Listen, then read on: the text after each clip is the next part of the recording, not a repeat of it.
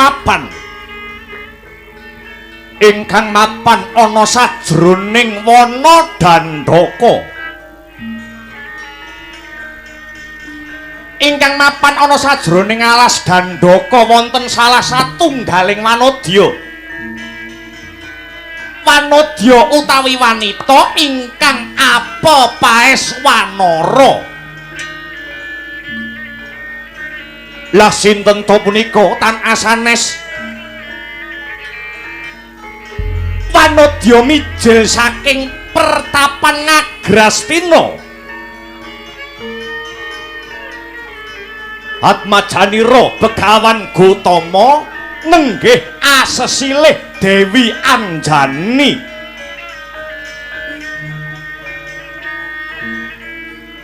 Dewi Anjani nedeng tapa nyantaka, tegese tapa tanpa beda kaya kodhok wonten ing tlaga.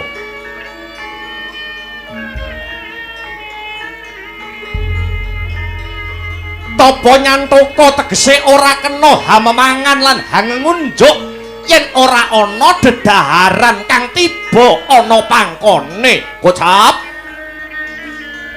ana wujuding ron kamal utawi godhong asem. Godhong asem ingkang isih muda ingkang ingaranan sinom.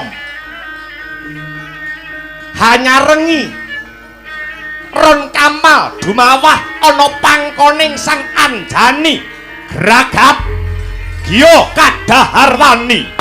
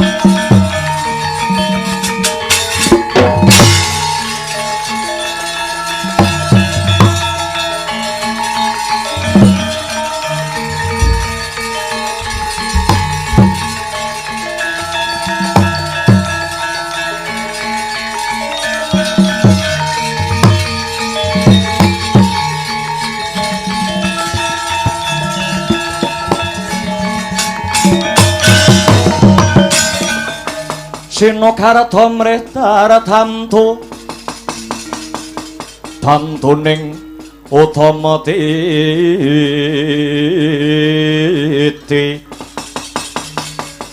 tetep dadi pangubaning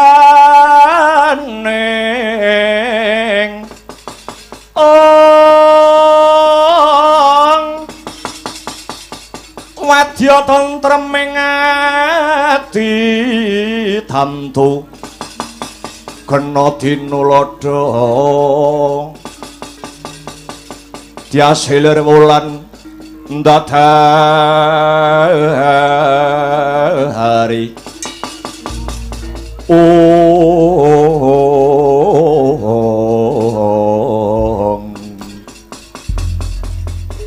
lalu diwasane ngari lumakuning wektu dadi sasi kodrating Bathara riwusnya kusumaning ayu Dewi Anjani ndahar wujuding ron kamal utawi godhonge ngasem sami sakala nggarbini Dewi Anjani gancanging ingkang cinarita gelis ingkang munggel kawi deni Ronggarbini Dewi Anjani wis dungkap Sangang Candra hamarengi. Sangang Candra hamarengi kocap ponang jabang bayi wis arsa lair aning alam padang. Kinodrat kinodrat saka keparinging Gusti ingkang ngakarya jagat kocap. Laire jejabang bayi Atmajanira Dewi Anjani inggih wujud wanara seta tegese kethek ingkang wulese putih. Riwus nyong nglairake wujudipun jejabang bayi Sang Dewi Anjani seda kunduran.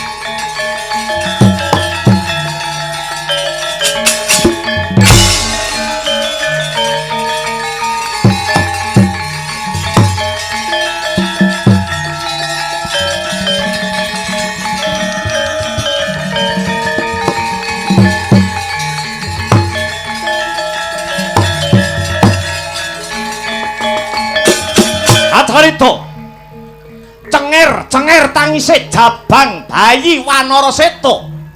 Jabang bayi wanara kethek ingkang wulese putih. Kocap tangise bayi ana madyaning wana dandaka rikala semana dumeling swarane bebasan kaya mecah sepining swasana, mecah sepining alas. Ing mangke ana pandhita pepaes raseksa, pandhita ingkang awarna buta. Ana pandhita buta kledang-kledang kang peparap Begawan Maruta. Giya mrepeki risang jabang bayi.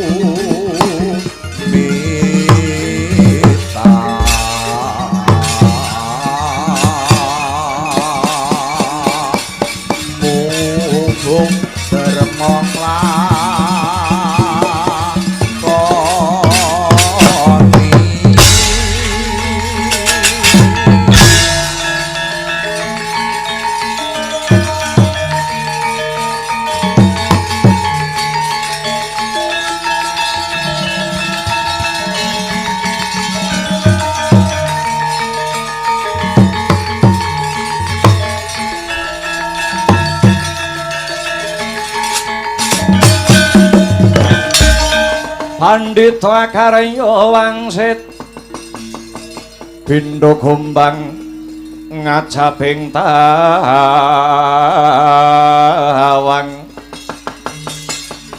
susung angin ngending kone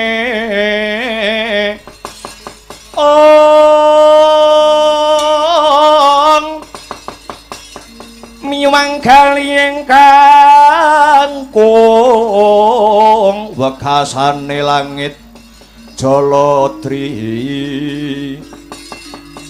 isine bumbung wong mang lan gigiring bunglu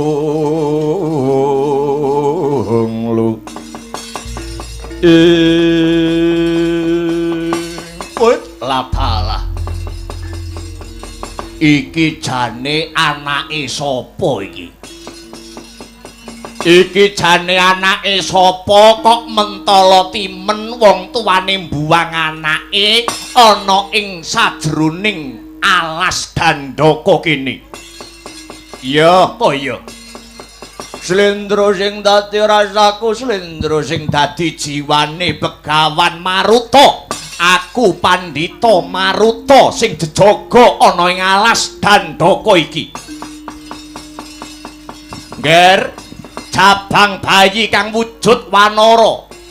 Trima-trimakna ya nang, trima-trimakna. Dene kuwi wiwit lair wis ora diopeni karo bapak lan ibumu. Yo, pancene kodrating lelakon kudu kaya mangkene. Mbok menawa iki wis dadi tanggung jawabku, tanggung jawabe Begawan Maruta.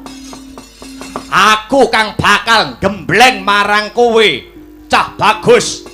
Aku bakal gembleng bayi iki kanthi carane Begawan Maruta dhewe. Ing pamrih kowe besuke dadi satriya kang pinunjul ya Le.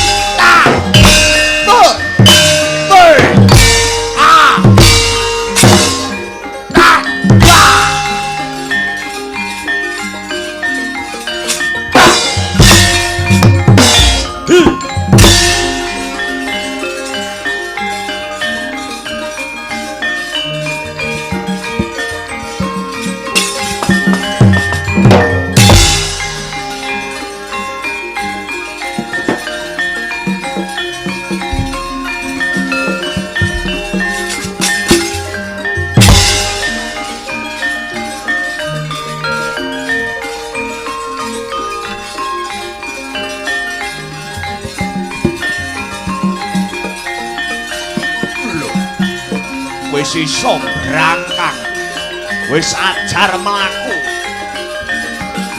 Tak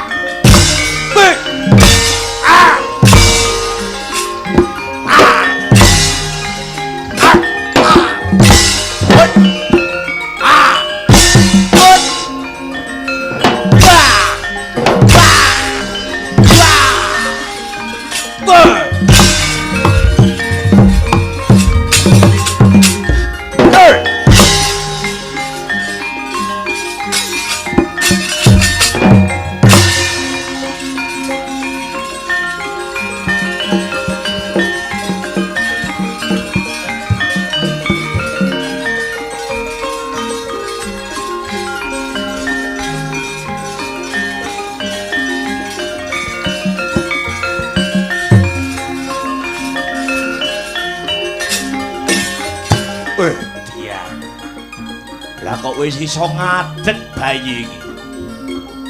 Dipolo gantang. Ora ginawe rasa ulet kulite edan-edanan. Wah! Wah! Wah! Wah! Edian mentelesi jane bayi apa? Rusak bayi kethek kok elok men.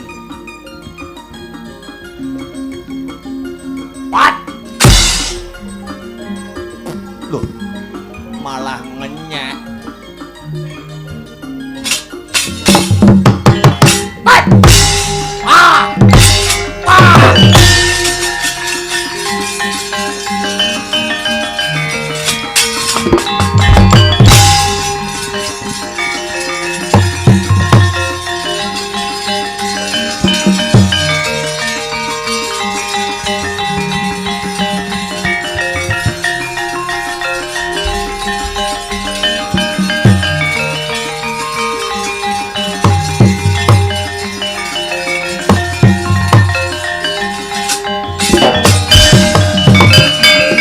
Gembleng cabang bayi wujud Wanara Seta. Sedyaning kayun risang Begawan Maruta supados cabang bayi dewasane dadi satriya kang prawira kandel kulite atos balunge. Ana kaelokaning jagat dupi Denpala gantang ingkang wekasan Denpala kalian wujudipun Gada kalian risang Begawan Maruta. Bayi ora mati ning sangsaya sekti ora sirna ning malah sangsaya dewasa. Dadi wanara kang gagah prakoso.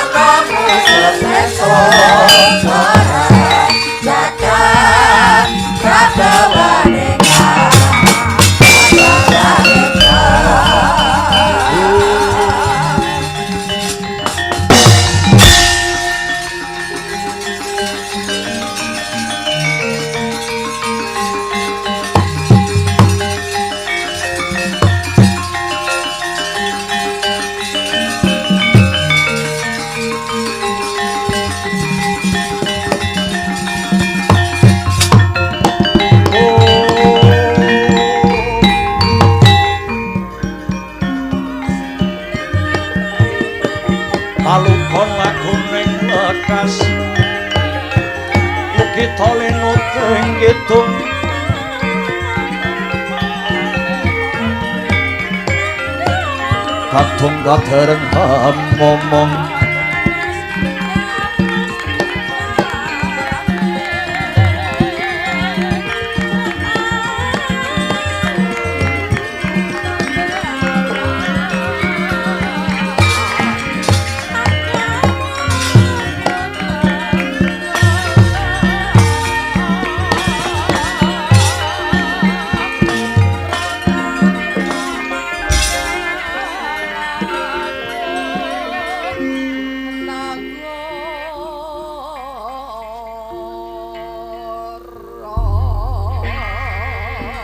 anjarah kang puspitorum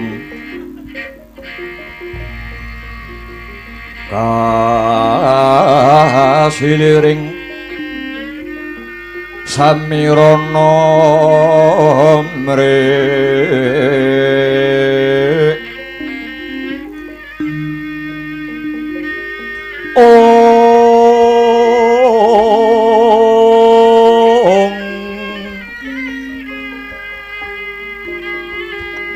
sekar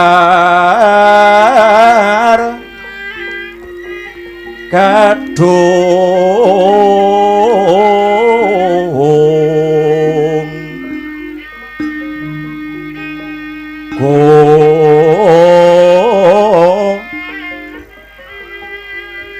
ngas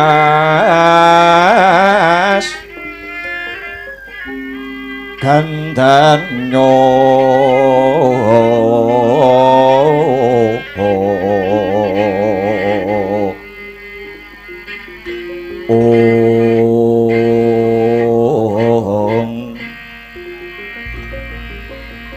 maweh raras renaning driya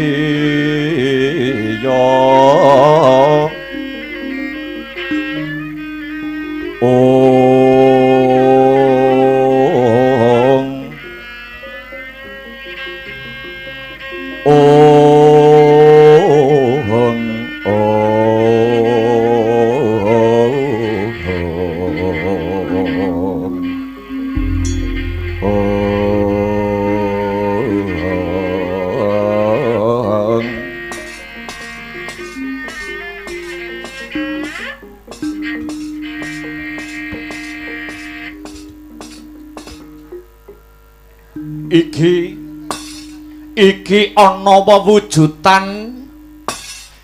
ana wewujudan tak waspadakake sikile kaya ora ngambah bantala tegese sikile ora ngambah ana ing bumi utawa lemah kowe kuwi bangsaning apa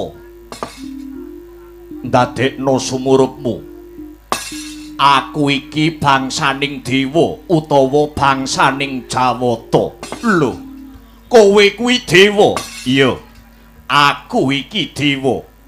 Mengko dhisik yen pancen kowe kuwi bangsaning dewa utawa Jawata, kowe kuwi dewa saka ngendi? Lan sapa sing dadi wewisikmu dewa? Iya. Ulun dewa saka kayangan swarga Maruta. Wewisik ulun Bathara Bayu. Ulun iki dewaning angin. Yen panjenengan ulun, ya panjenengan ulun iki mau sing memba wujute asalira Brahmana raseksa utawa panjenengan ingsun iki mau kang memba wujud dadi pendhita buta kang peparab Begawan Maruta ingkang gembleng marang jeneng kita Jabang Bayiwanara. Kagyatri sang kapirang rinangkul kinempit kempit dosang retnaning bawana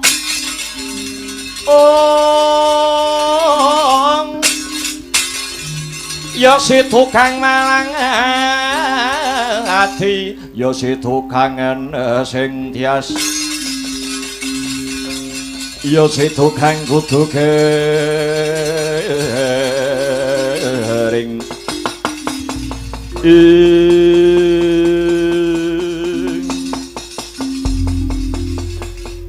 sewu lepat diagung pangaksami lajeng kula menika sinten duh pukulun jagat nyekseni kiblat 45 pancer gandeng jeneng kita kang dadar marang ketrimaning urip nganti jeneng kita Jabang Wanara nganti dadi dewasa lan gagah prakosa sing dadi dedeg kang sarta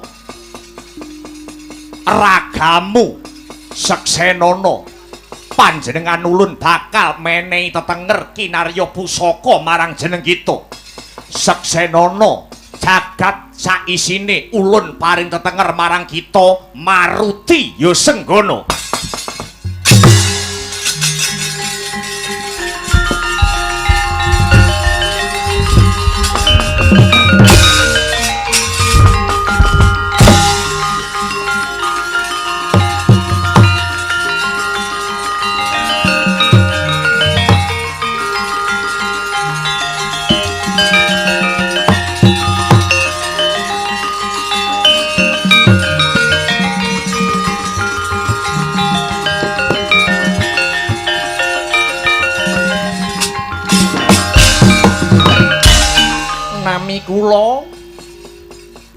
Nami kula Maruti nuwun inggih pun Senggana Dubu Kulun. Iya, pancen kaya mangkono.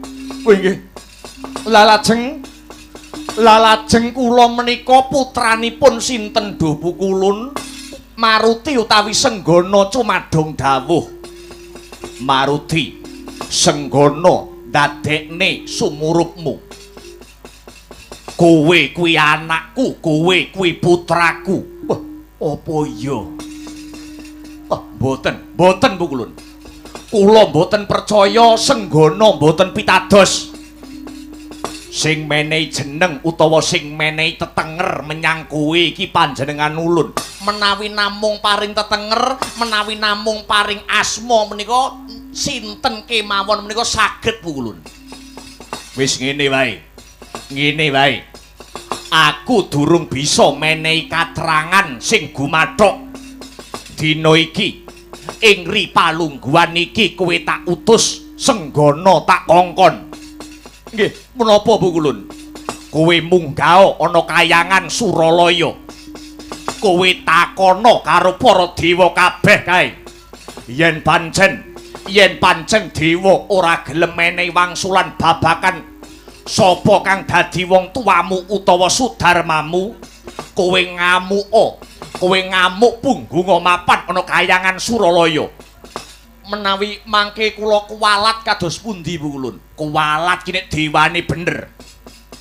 Menawi mangke wonten punapa punapanipun dhateng jiwa raga kula kados pundi Bu Kulun? Bathara Bayu sing bakal ndombani kowe saka mburi. Sendika ngestaken dawuh budhal dina iki.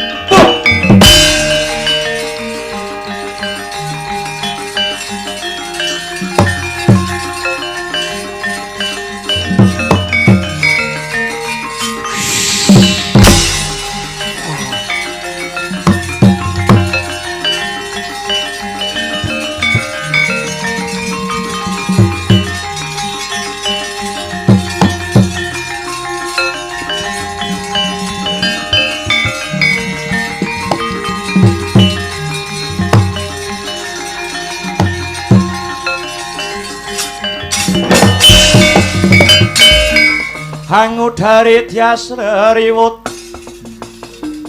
Urwaderawat wawahati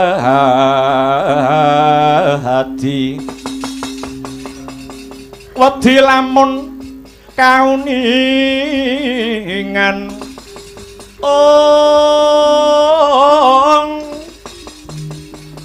tumring sang hambek ngumalati tanwandi pinarti bloko kadoronan kang hambek juti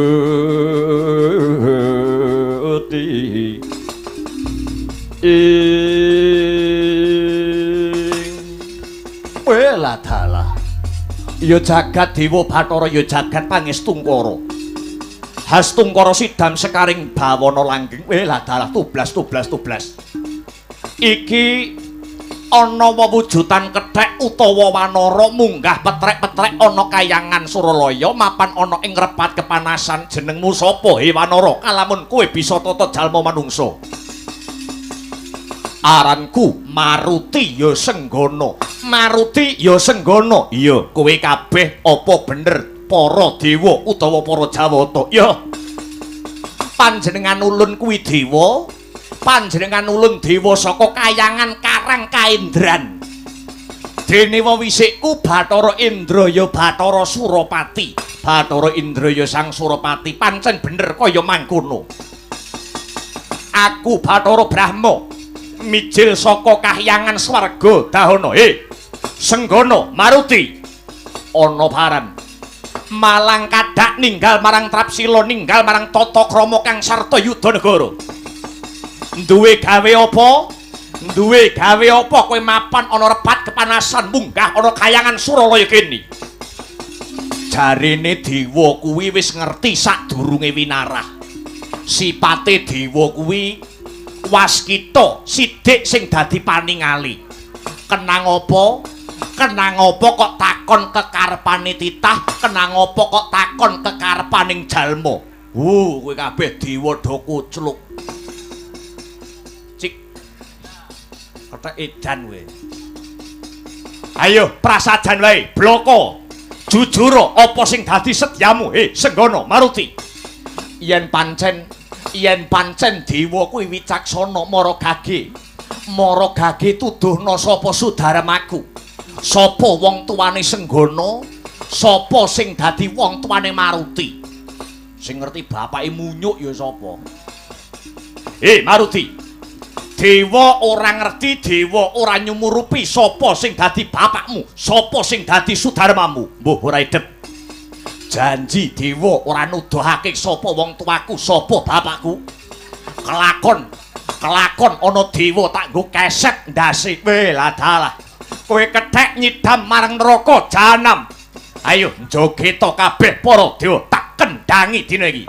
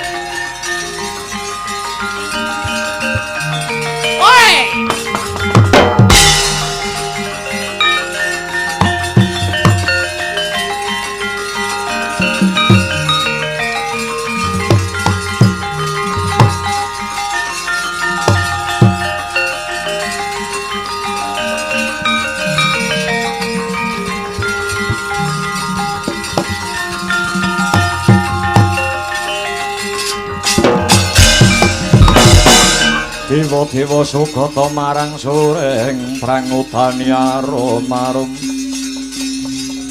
ngemban ing ngawiyat narada ngebalani ladalah pragenjong pak pong buk bolong kali cedeng ngetani line sate gule enak rasane sinden ayu enak rasane adalah kayangan so geger niki piye to iki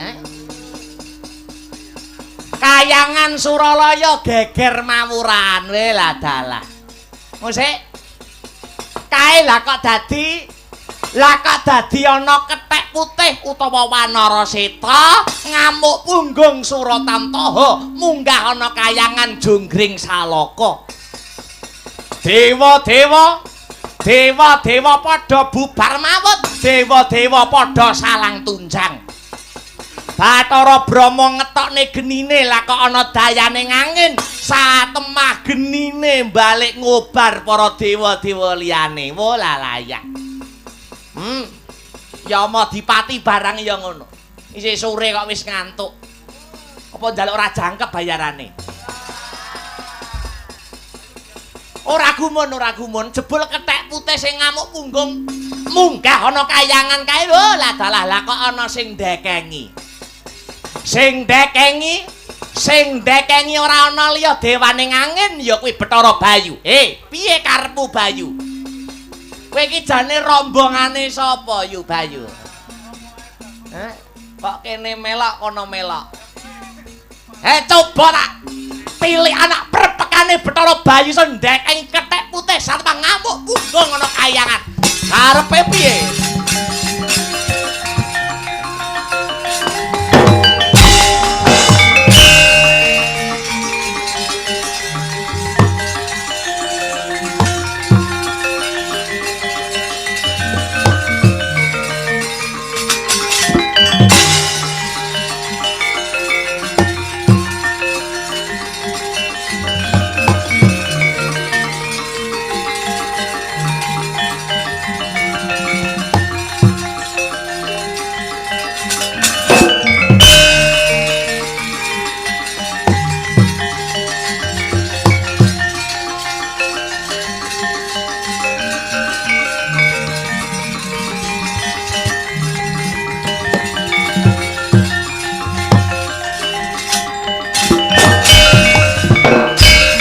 Ayu kula wonten dawuh Dhuwukulun kethek putih sing ngamuk sing mbotohi kowe lakar kados mekaten Wanara Seta minggah wonten kayangan ngamuk punggung niki wau sing ngajangi Bathara Bayu kowe gendeng apa piye to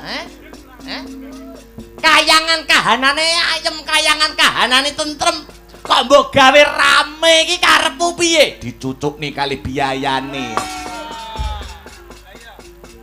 nyuwun sewu Pukulun piye paduka Pukulun mirsani Senggana ampun ngantos ngagem netra Walaka nanging kula aturi mirsani kanthi netra Pramana Jati Senggana menika sinten Maruti menika sinten Wanara Seta utawi kethek putih ingkang ngamuk punggung menika sinten Senggana kuwi ayo mbuh wis ngene wae Senggana dina iki kon madhep marang Hyang Pramesti Guru ning kowe kudu bisa ibarate kowe sing gelar kowe ya kudu bisa nggulung Bathara Bayu nggih kula ingkang dados paseksen Pukulun ya bagus yen ngono ayo Senggana Maruti kethek sing ngamuk iki mau kantinen lajaan gandengen tangane madhep marang Hyang Pramesti Guru dina iki uga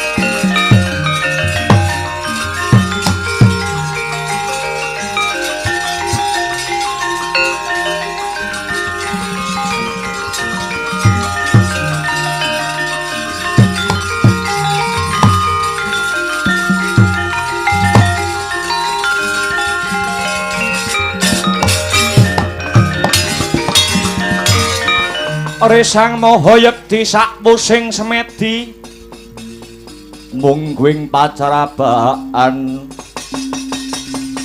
danguwaning ali ong wijiling sasongko saking anggraning harga karenantya sira alon hangandika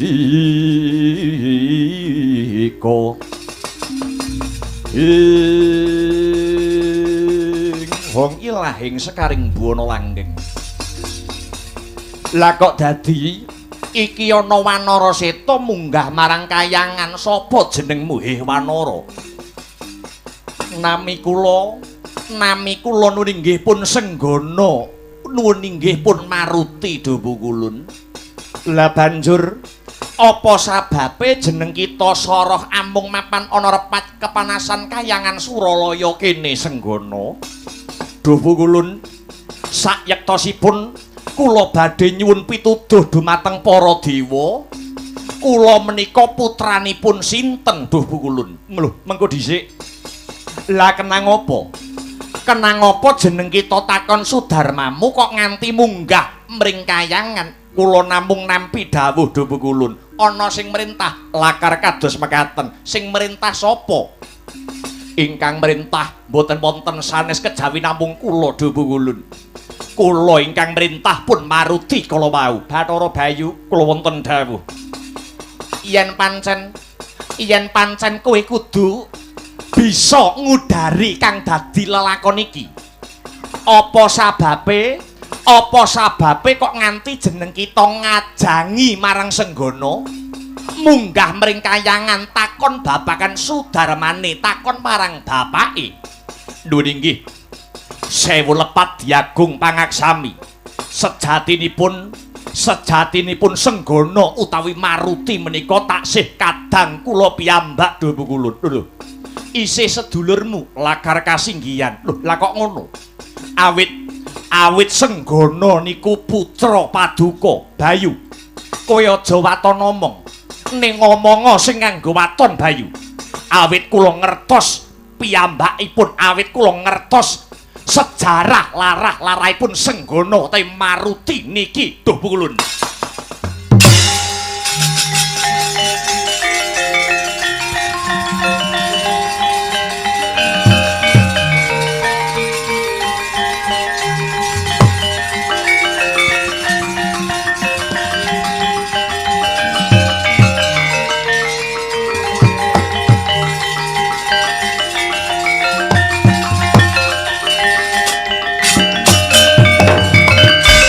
Jeneng kita Bayu ngerti larah-larai utawa sejarah Maruti. Lho nggih kados mekaten.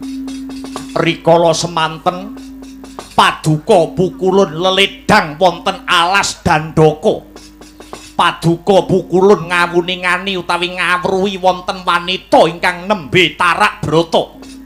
Wanita kala wau nenggih pun Anjani. Satemah Paduka Pukulun tuwuh rasa asmara dhateng pun Anjani kala wau. Saksampunipun Paduka kasmaran, Paduka Pukulun paring sasmita kanthi srana methik Ron Kamal. Ron Kamal Paduka sawataken dhateng Anjani. Ron Kamal wau dipun tedha, dipun dahar kaliyan Anjani. Gancanging cariyos Anjani Garbini. Saksampunipun Garbini utawi Anjani mbobot, wujudipun nuwun inggih Wanara Seta utawi kethek putih ingkang ngadhep Paduka Pukulun ing ripalenggahan sakmangke. Lah napa ta sababipun? Kula wani cawe-cawe. Awit Senggana menika lair tinilar ibunipun ingkang seda kunduran. Dawa Kulun, kula melas dhateng jabang bayi ingkang dereng gadah dosa, dereng gadah luput. Inggih kanthi dasar kang sarta wewaton menika kula ngajangi Senggana tanglet ramanipun ngantos dugi kayangan Suralaya mriki. Dados cekak cukupipun Senggana menika putra Paduka cekap atur kawula. Sumangga menawi paduka pukulun badhe midana dhateng Bathara Bayu, kula sumanggaaken do pukulun.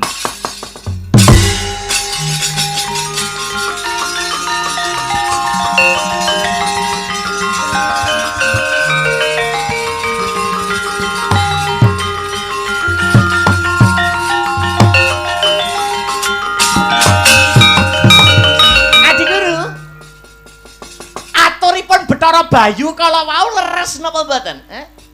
Leres napa mboten Adi Guru? Kethek putih menika jare Bathara Bayu anak paduka menika leres napa mboten? Leres Kakang. Lho, leres. Inggih Kakang. Oh nggih pun nek leres. Dados niki anak paduka inggih. Lakar kasinggihan Kakang Naradawa. Kadung tak belani ngaya-ngaya. Lah kok pasrah. Senggana Maruta kula wonten dawuh Hyang Adi Pukulun.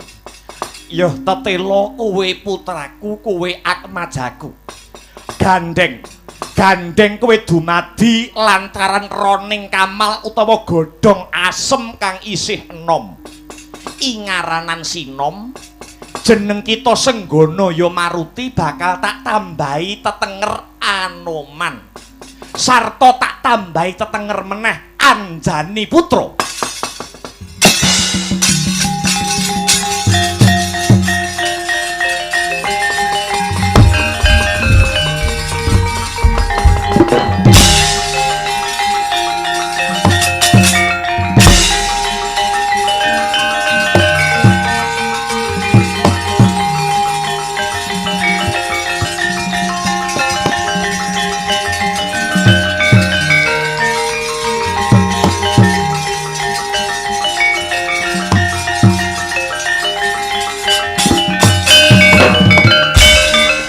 Ngaturaken panuwun Pukulun sampun paring pusaka nami dhateng jasad kawula. Padhang tetrawangan raos sing manah dupi kula mangertos sinten Sudarma kula ingkang sejati. Anoman iya senadyan jeneng kita dikudratake wujud wanara nanging jeneng kita Anoman duweni kewajiban dadi utusane ngadil. Kinen mangrurah satrumurka. Nuwun inggih Rama Pukulun. Nanging nyuwun sewu, kepeksa Anoman dereng marem. Anoman dereng marem Pukulun. Alah bocah iki lho. Wis ro bapake sapa isih diparingi tambahan jeneng kok jek kurang marem bae. Kurang marepmu piye Anoman? Nyuwun sewu. Kula kinen mangrurah satrumurka utawi numpes angkara murka niku napa nggih ijen napa nggih piyambakan kamangka angkaraning bawana tiyang sukertaning jagat menika kathah punapa kula kuwawa ambrasta angkara murka niku wau namung ijen tanpa ruwang namung badan sapata. Lah banjur karepmu piye Anoman? Kula inggih kedah wonten sing rencangi. Rencang kula kedah sami-sami wujudipun wanara, kudu padha-padha wujude kethek. Kados pundi?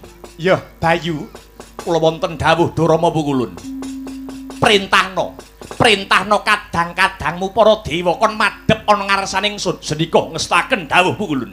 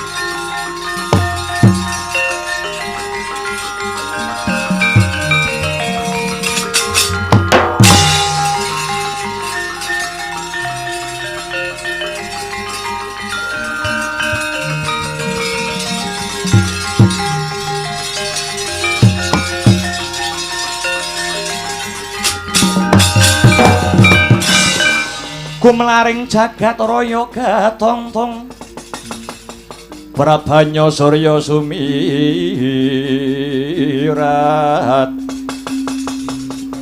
ing samudra miyang Wanadri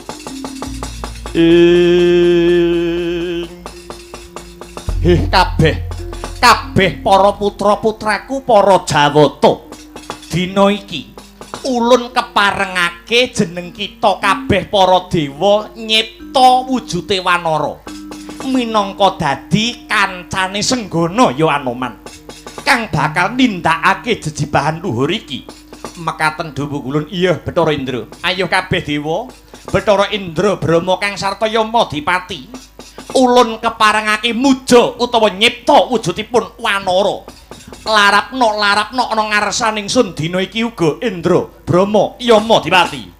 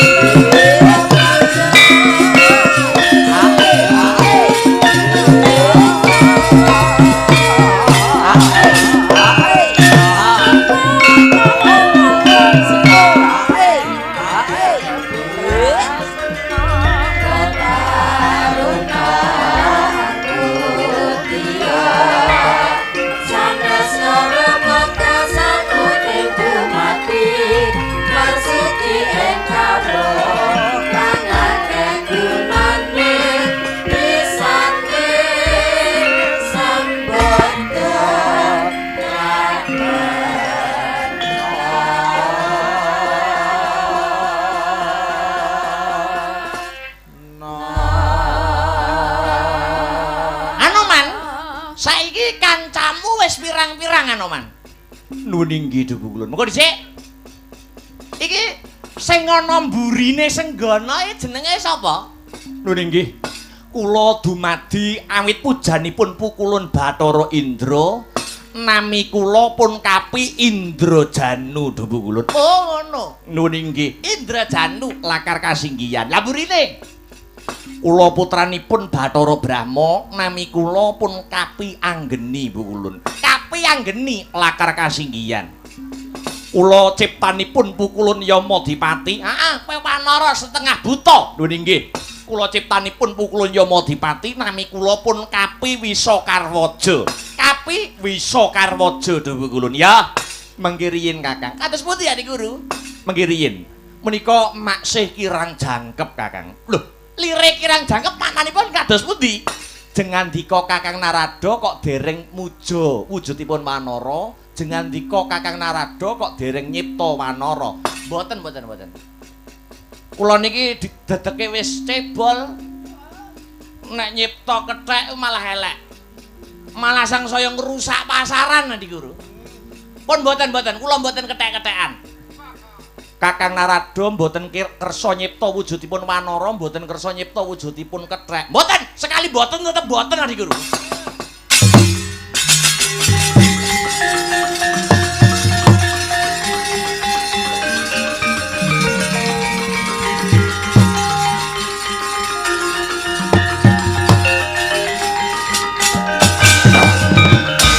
Kados pundi Kakang Narada? Lho, kados pundi menawanipun? Kakang Narada kedah nyipta utawi muja sawijining wanara. Mboten. Ora arep kethek-kethekan. Ora arep munyu-munyuan. Sekali mboten tetep mboten Andi Guru. Nggih pun Kakang, menawi mboten nggih sampun mboten dados menapa-napa. Sik ta Ki, ngosik ta. Iki kok guluku gatele rame jane ngopo iki? Ya jer celekat-celekit. Jane klambi kuwi ya tak londrekke jane. Iki jane kok teng minggrang-minggring jane napa? Kok ora penak. Lho, apa iki?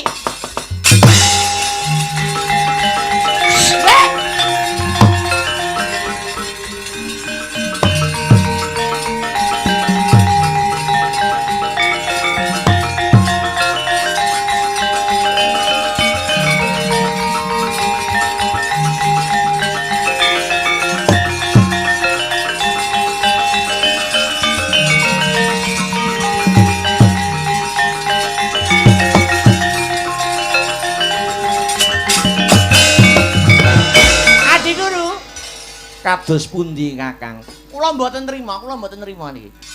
Niki mesti wonten sing maeka kalih kula. Nayak gitok kula kok ngrasa griming-griming. Bareng kula toleh niki wau kok wonten wujudipun wanara utawi kethek. Niki wau nalaripun kados pundi Adi Guru? Ha inggih. Kula ingkang maeka, kula ingkang ngreka daya Kakang Narada. Lah rak tenan to. Serik. Kancane anak-anak kethek terus aku mau duwe anak kethek serik. Kedah adil Kakang. Oh nggih pun, nggih pun. Lah niki wau kethek dedeke sak kula mung sak cebol. Niki wau dumadi saking menapa Adi Guru? Saking ron nila Kakang. Mengke riyin ron nila niku godhong nila nuwun inggih. Sing wohe bunder cilik-cilik nika inggih Kakang. Tek elek men perantarane. Nggih pun mboten napa-napa. Ora apa-apa. Ha kethek sing dumadi lantaran saka godhong nila. Seksenana tak paringi tetenger kapian nila.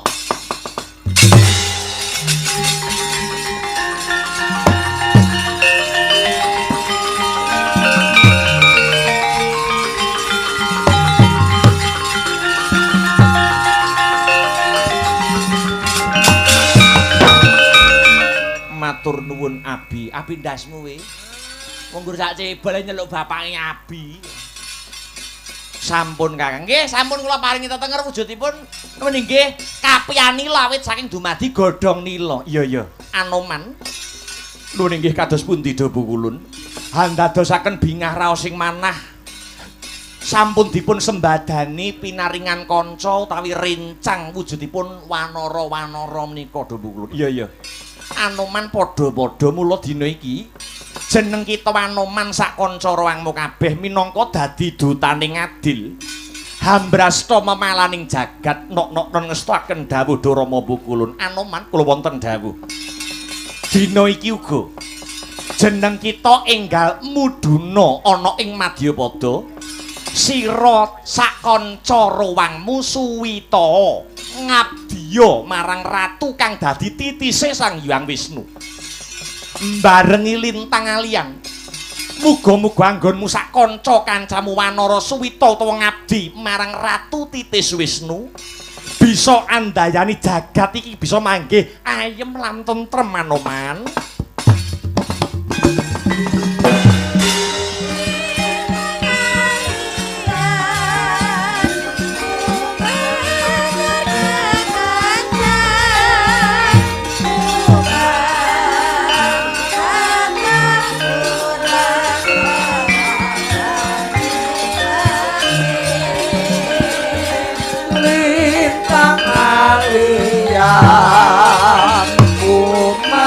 Kancar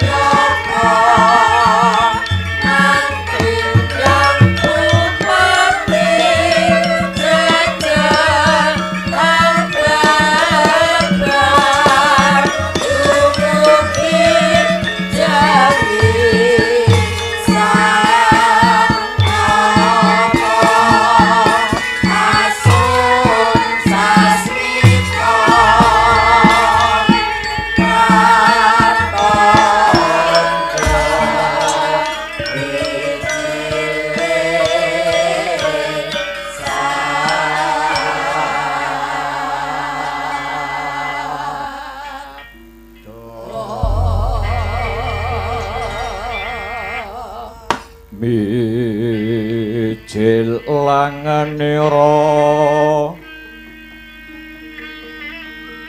sang nar pati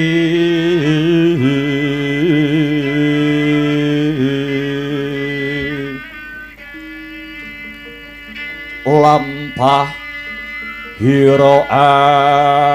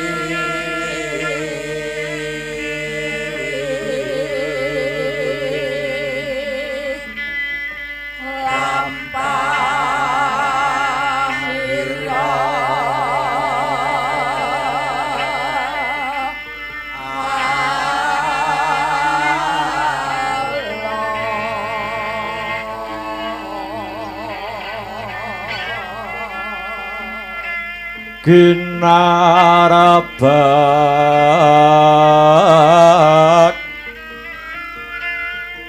badaya yuwarna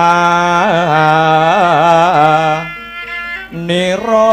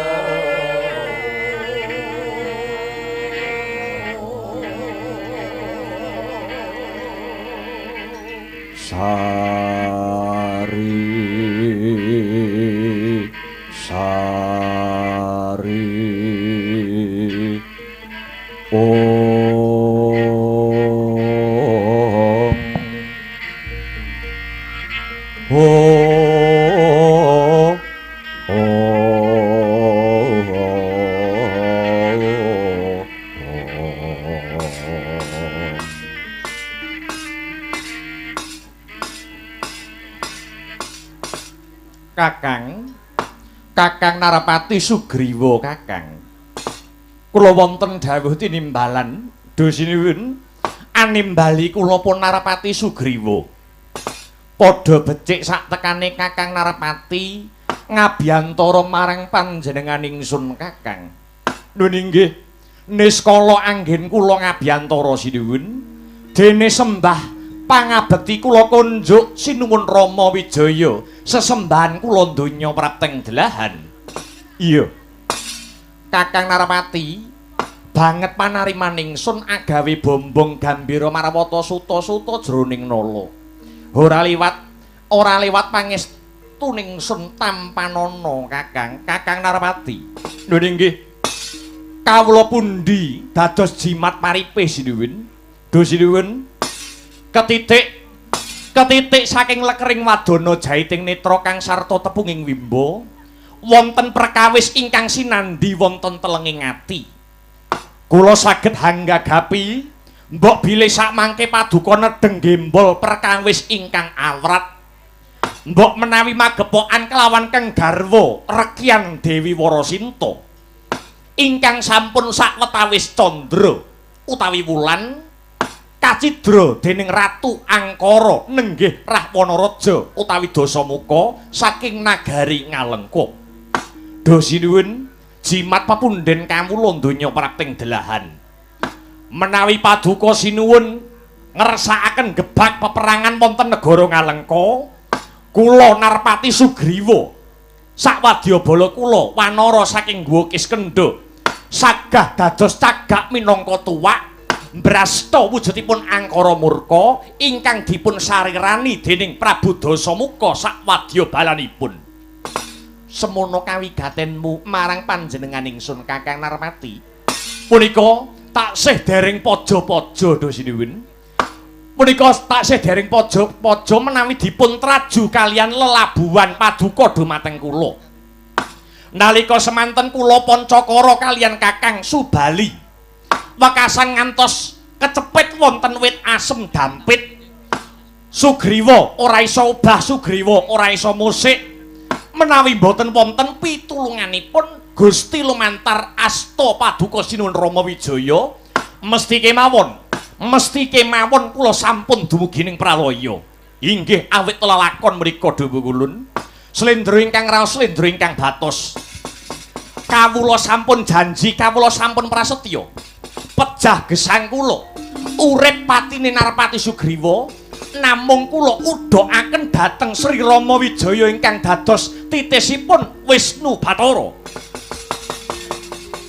Premara reh mangoswanya ngambreng kadikaronaning kaswasiring marga Hamalagung. Resang gandha mastrat maca lengleng lalu manguladi Surya mangrangsang waya Surya mangrangsang waya Umyus amara waya hanto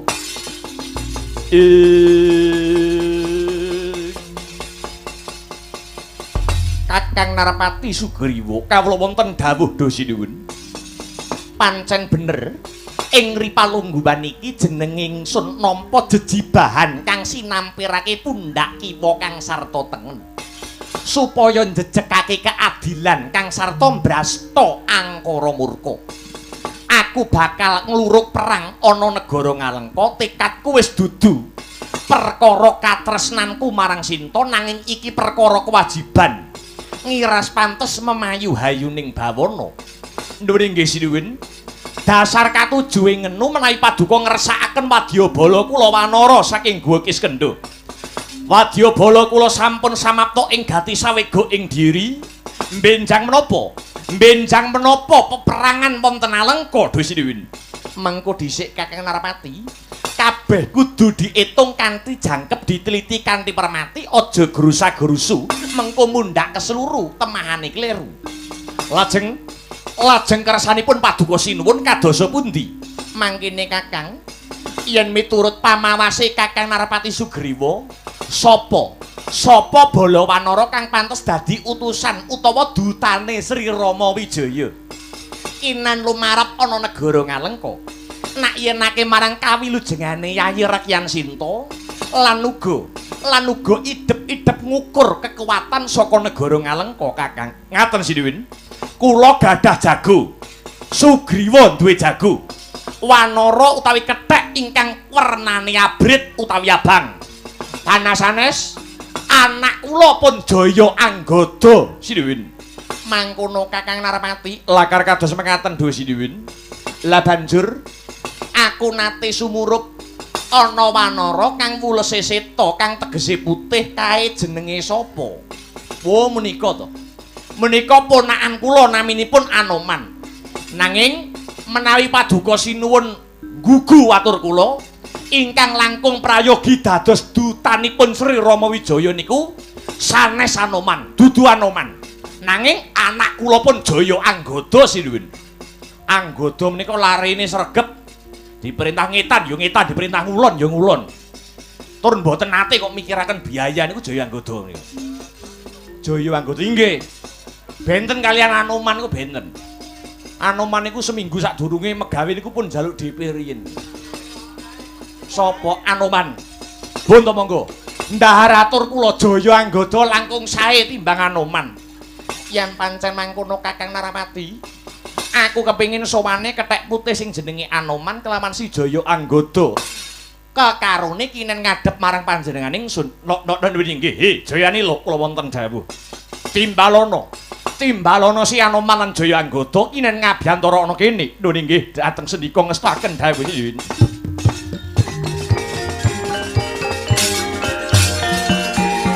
Dening utamane nata Garbuti bawa laksana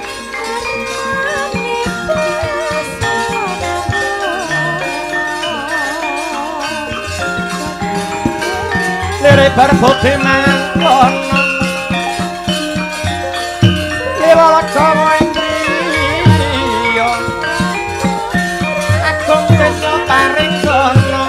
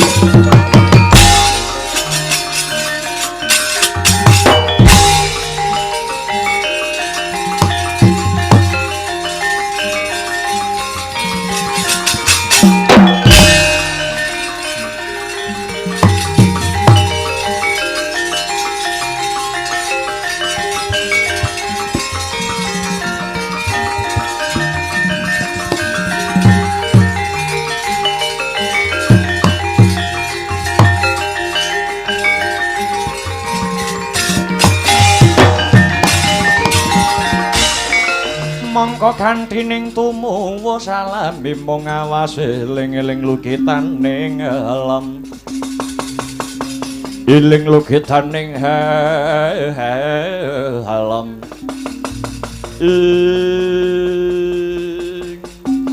kawula wonten timbalan ingkang adhawuh Kanjeng Gusti kula Sri Rama Wijaya nimbali kula pun jaya anggada semanten ugi kula pun Anoman Dho Sinuwun. Anoman lan jeneng sira Jaya anggada kawruhanana. Dina sak mengko panjenengan ingsun bakal ngutus duta kinan lumarap ana negara Ngalengka. Njajaki kekuatane musuh ngiras pantes nak yenake kawilujengane garwane ingsun Nyai Rakyan Sinta. Oh nggih Sinuwun nggih. Tartamtu kemawon kula Jaya anggada sagah sumanggem jejibahan mriku. Prasasat nampi dawuh saking Sang Hyang Wisnu Bathara dewaning kabagyan dewaning katentreman. Kalilan kula nyuwun pamit badhe tumuju wonten ing negari Ngalengka dinten samangkiri palenggan sampe kula nyuwun pangestu musik. Musik aja kesusu Jaya anggada nang apa to? Kula sak selak prepet iya musik. Aja kemecer Anggota. Nggih, nggih. Jaya Anggota luwih dhisik Pangsulana sing dadi pitakonku. Lho niki. Tanglet babakan menapa? Pesanggrahan Mangliawan kene iki nganti tekan negara Ngalengka ki adoh. Jeneng sira nyaguhi minangka dutane Sri Rama Wijaya mbutuhake pirang sasi Anggota. Wingi menawi namung dumateng negara Ngalengka kemawon kula saged sak candra utawi sesasi. Sesasi lakar kasinggihan Anoman kula wonten dawuh. Yen Jaya Anggota duweni kesanggupan jroning wektu sesasi bakal nggawa kabar saka negara Ngalengka. Saiki balik sira Anoman kira-kira duweni kesaguhan pirang sasi dadi dutane Rama Wijaya. Inggih kepareng matur Desinipun. Mboten kok nama kula menika ngejloki rega niku mboten. Kula sagah 15 dina utawi setengah wulan. Setengah sasi sampun beto kabar saking negara Ngalengka Sinuwun. Setengah sasi 15 dina. Lho nggih. Sareng kula petang-petang wektu kula sesasi niku kesuwen Sinuwun. Kesuwen. Kula sago minangka dutanipun Sri Rama Wijaya cekap 7 dina utawi seminggu. Seminggu. Lho niki, seminggu kula cekap wangsul dateng negari Ngalengka mriku Desiwin.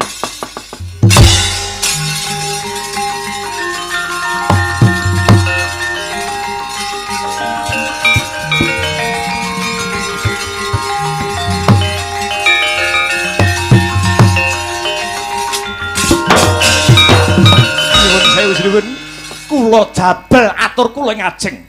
Kula mboten namung saged 15 dina utawi setengah sasi, kula malah sagah 5 dina utawi sepasar Sinuwun. Sinuwun, sinuwun.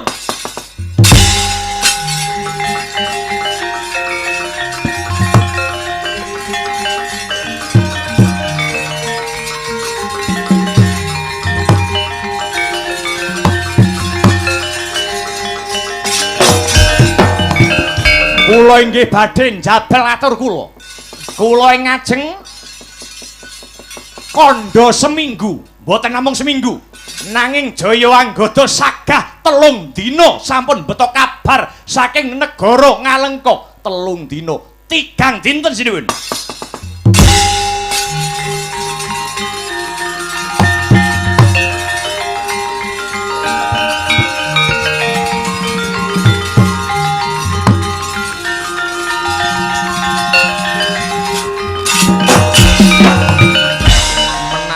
Yayi Jaya Anggota sagah 3 dinten utawi 3 dina.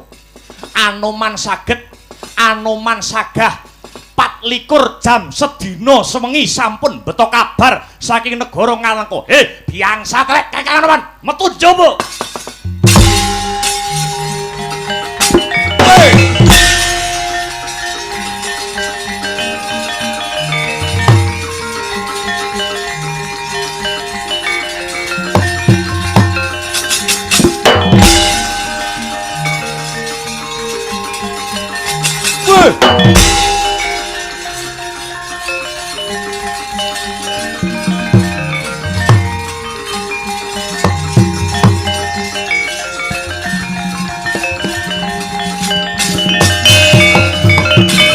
Kabrabasru kabrah nanggeget waja mlintir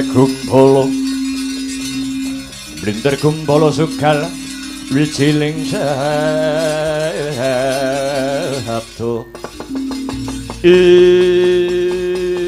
Kakang Anoman, piye Jaya Anggota? Karepmu piye? Sajake kowe arep golek perkara karo Jaya Anggota. Iya.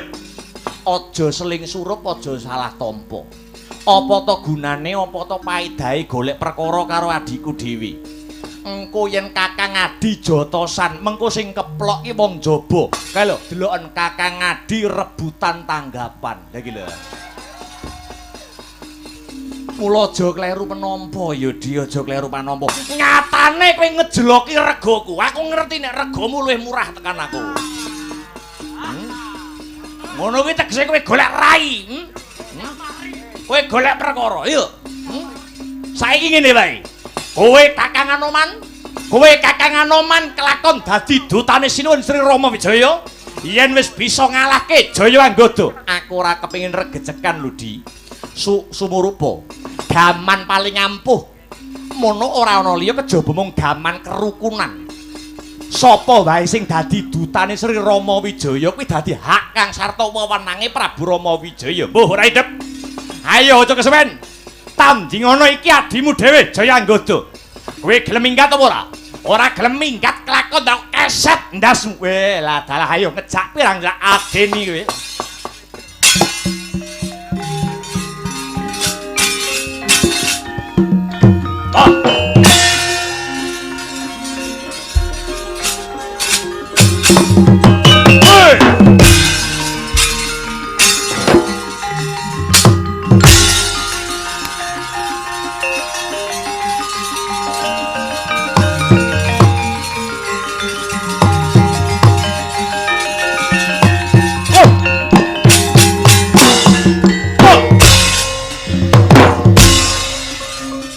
Lamun sira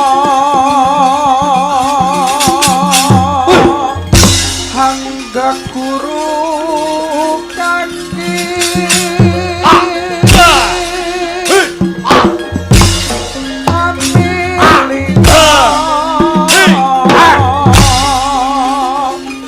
manungsa kang nyata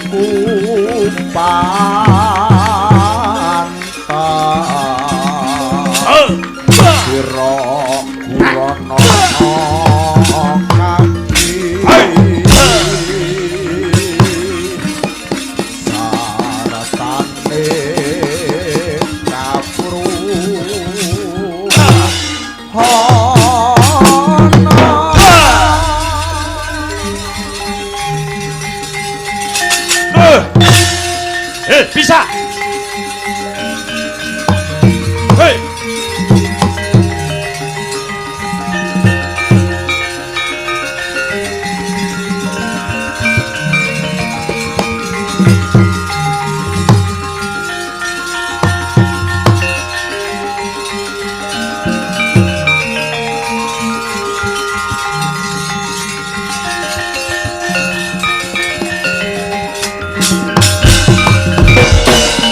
Anoman lan jeneng sira Anggada. Aja mbok terus-teruske anggonmu padha Pancakara. Inggih, nyuwun pangapunten sinuwun. Semanten ugi kula inggih nyuwun pangapunten dhuwur sinuwun. Sekawit senggana bisa dadi dutaning sun kanthi wektu 24 jam sedina sewengi.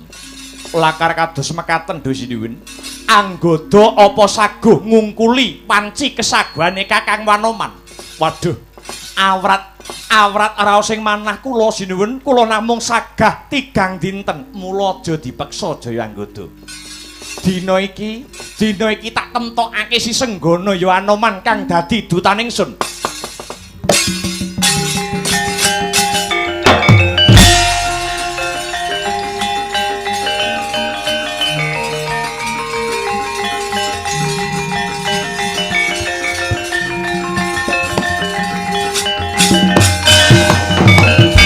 Senggana kula wonten dawuh tinimbalan. Waton sira teteken kanthi tekun mesti bakal katekan kang dadi sediamu. Nuwun inggih sinuwun. Prasetya kula mboten namung bondo nanging nyawa kula badhe kula udhakaken dumateng Jengandika sinuwun. Bagus.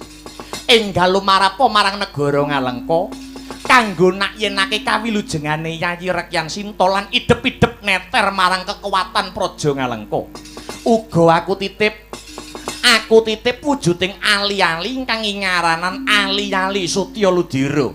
Wenehna marang Yayi Rekyan Sinta kanggo tandha yen aku isih tresna marang Rekyan Sinta. Mara gage tampana ninggal budhal Wanoman. Kula nyuwun pangestu Desinuwun. Iya pangestuku Gumraja kaya banyu seduda. Mbarengi sintrang samirana muga-muga kasembatan kang ginayuh dening Senggana. Sintrang samirana